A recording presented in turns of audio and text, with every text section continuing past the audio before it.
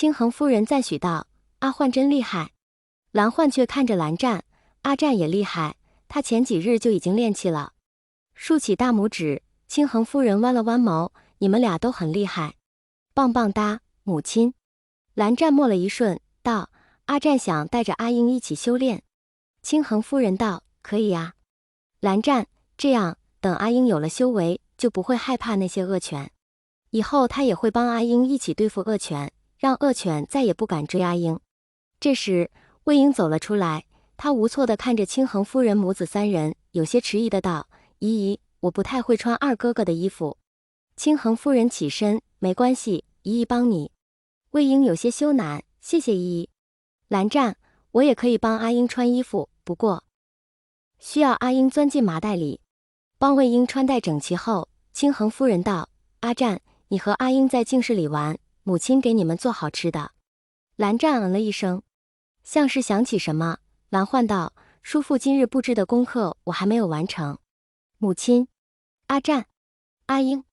我去藏书阁写功课了。清衡夫人失笑：“去吧。”于是蓝焕脚底抹油似的离开了。蓝湛小声：“母亲，阿湛的功课也没写。”清衡夫人道：“不急，阿湛可以慢慢写。”清衡夫人离开后，魏婴好奇：“二哥哥，你要写什么功课？阿英可以帮你。”蓝湛道：“读家规，抄家规。”魏婴哦道：“阿英只会读三字经，里面应该有好多字已经不认识阿英了。”蓝湛先唇：“不认识阿英的字，我帮你们重新认识。”魏婴一喜，兴奋道：“二哥哥要介绍那些字，重新认识阿英。”蓝湛颔了颔首：“阿英衣服大。”魏婴却开心道：“二哥哥的衣服穿在阿英身上好舒服。”蓝湛不假思索：“那明天让母亲用和我一样的料子做衣服。”魏婴呆了呆：“啊！”清衡夫人提着食盒来时，并没有看到魏婴，却听到魏婴的声音从麻袋里传出：“二哥哥，阿英刚刚背的三字经对不对？”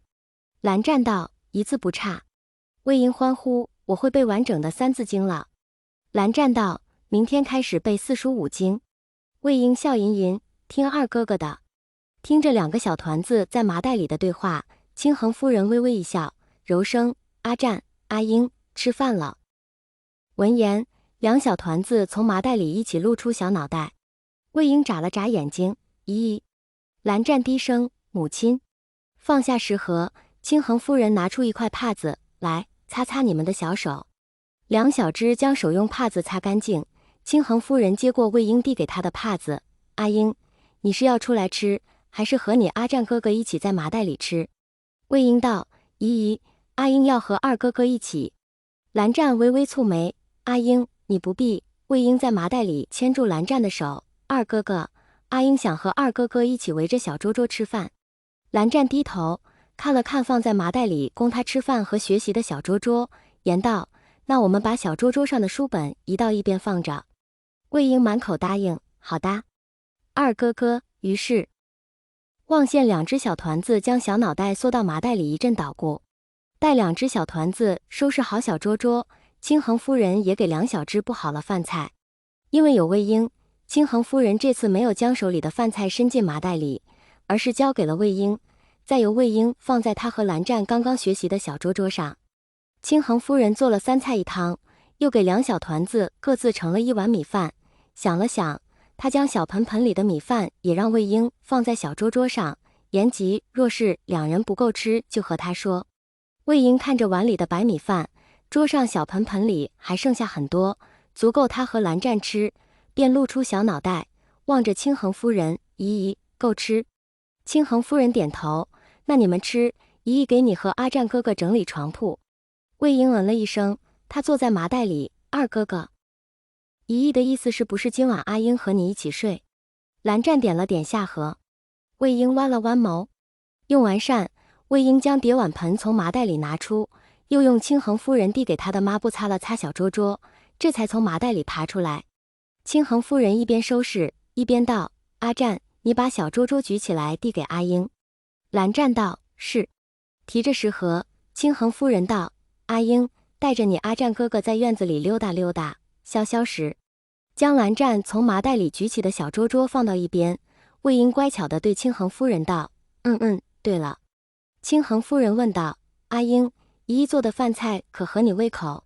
魏婴笑眯眯：“姨姨做的饭特别好吃。”清衡夫人一笑：“阿英，辣汤里姨姨放了点于身体有益的药草，味道稍微有些苦，姨姨还怕你吃不习惯呢。”魏婴道：“姨姨，你做的汤不苦，很香。”清衡夫人笑而不语，这孩子真乖，和他家阿占一样懂事。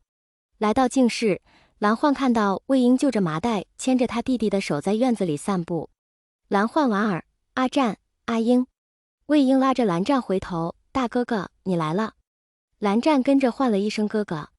蓝焕走过来，揉了揉蓝湛脑袋：“阿占，你今天吃了几碗饭？”